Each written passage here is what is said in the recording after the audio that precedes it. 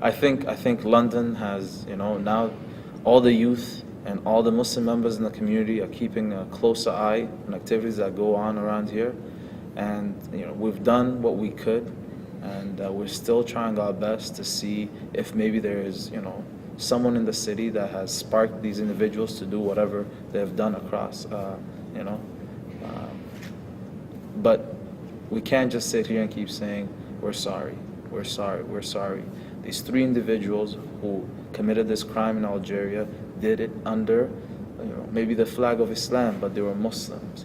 And we can't sit here and defend Islam when it doesn't need any defense at the end of the day.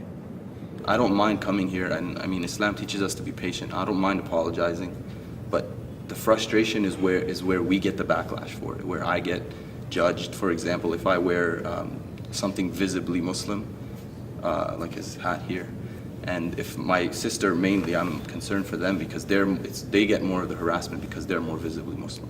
So I think that apologizing, I mean, it's not that hard to come sit down and discuss and explain things and teach people, but Be on the defense. But it's hard because when you're on the defensive, you're being attacked. That's the problem. These three guys, to go suicide bomb yourself, that's ridiculous. That's not intelligent. That there's obviously some psychological problem there.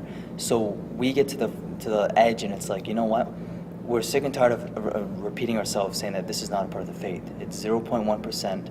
There's always the bad apple, and pretty much we're at the point where we want everyone to kind of open their eyes and say, you know what? We can't keep generalizing against these Muslims. Obviously, there's bad apples in that faith, but there's tragic events that happen all around the world. Recent ones that have happened yesterday and the day before that, and they weren't Muslims. In Islam, it states that to kill one man is like killing all of humanity. It's a huge, wrong to do any act of terrorism like that, and to see it being blown so out of proportion is very upsetting and concerning. It's just, that's probably my biggest question is when I see that, if I'm a Muslim and that person's a Muslim, and we're reading the same book, and then that person goes and says, I'm going to go bomb this place, I think to myself, well, obviously there's a misunderstanding here. There must be some psychological issue, because if I read the same book and I'm being humble and patient and kind to everyone I know, but you're doing harm, which obviously is against Islam, you're not supposed to do any violence or harm to anyone, I think to myself, there has to be some underlying factor or something wrong with that person mentally for them to interpret what I've read, and then if I'm not doing what they're doing, there's something clearly wrong. Yeah, you mentioned the political motivation, and I wonder, obviously to do what some of these people do is almost unfathomable to most people.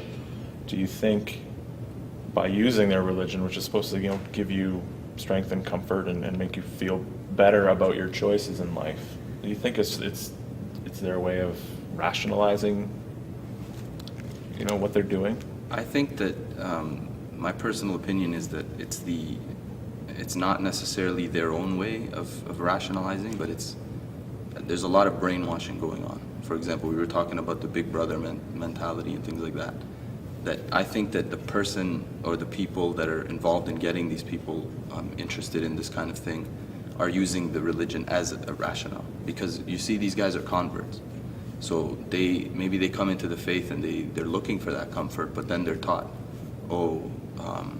like this and this, and you have to do this for your faith and things like that. If they don't know any better, then they'll see that as comfort. But that is on the fault of the individuals, but I think it's on the fault also of the people that they're looking up to, in the sense that they're using the politics and they know how to manipulate people, and they use the faith in that sense to manipulate people into doing these politically motivated actions.